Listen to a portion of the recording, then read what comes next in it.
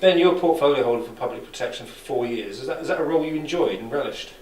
It was. It's at the forefront of what goes on in Thurrock. If you talk to people in Thurrock, it's a major concern of theirs, crime and antisocial behaviour. So I always thought it was a challenge, and I think it's one that the council and the police have actually got quite a good track record on.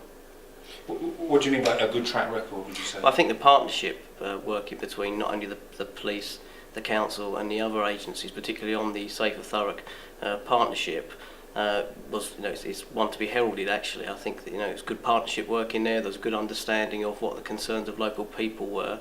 I think the crime statistics in Thurrock show that year on year crime actually fell. So I think it's actually a good indication of that we did have our finger on the pulse in Thurrock. Some people might say, as you mentioned statistics, that a lot of people have given up reporting, and that's a completely different thing. I think that's a fair assessment or criticism? Well, it's something I actually think it is a fair criticism. Actually, I mean, I spend a lot of time talking to members of the public, and they do say, we don't bother reporting crime like we used to.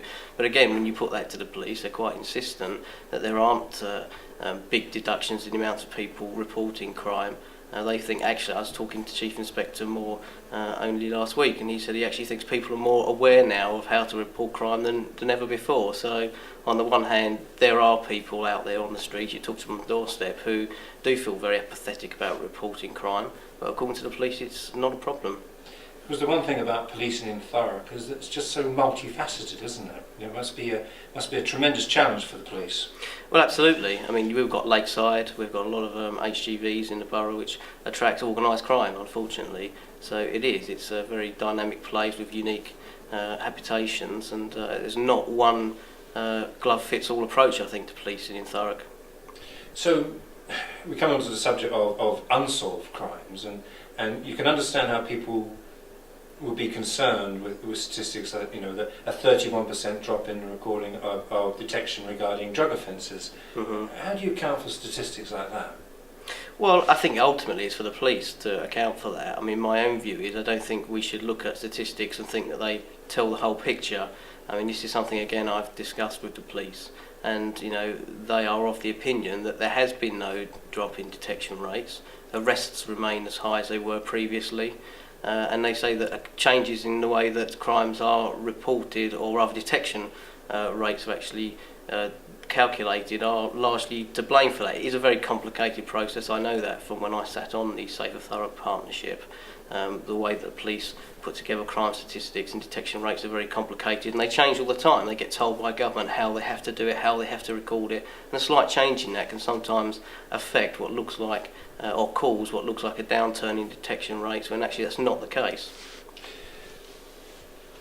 The police have naturally, there's £43 million worth of cuts over Essex, and that's a real cloud over policing, isn't it? I mean, as a Conservative, are you concerned about the future of policing in Essex and Thurrock in particular? No, I'm not. I mean, as a Conservative, naturally, I believe in law and order, and I don't think anybody likes to see these cuts. Nobody said the cuts would ever be painless, but I don't think that savings in policing naturally mean that there's going to be rising crime.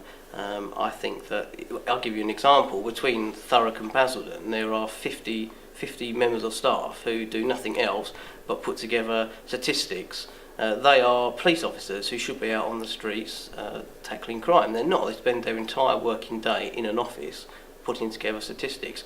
I don't believe that it's not an area where a saving can be made. I think if we peel back some of the bureaucracy and the targets that police have been swamped with under the past 13 years of Labour government, then I actually think that we can have savings in policing and actually still maintain the good levels of crime detection that we've enjoyed previously. So what would you say is the difference between you and your approach, I guess, and the difference to, say, the new portfolio holder, Gerard Rice? Well, I think he's made a bit of a slow start. I mean, we'll have to see what he feels are his visions and priorities. I know he's putting forward some reports tonight. I'm sure he'll want to take the opportunity to speak around them. I hope that he intends to maintain the very good relationship that we have with the police, but really that's a matter for him. I'm sure he'll, over time, the fullness of time, make clear what his priorities are. But you'd like to see more frontline officers. Would you like to see, the question about frontline officers is important, but what about the PCSOs? I think PCSOs have fulfilled a role, but I think ultimately people do prefer to see police officers. I think there's a real risk that we could see a deduction in PCSO numbers because the council is proposing to cut the funding it gives to the match funding of PCSOs in Essex, and I understand that if that happens, the police are saying that they will not find that funding given their own spending constraints. So I think that is a concern. But as I said, I do feel that there are other areas away from frontline policing where these savings can actually come from, and I don't think there's an excuse for cutting frontline policing and officer numbers.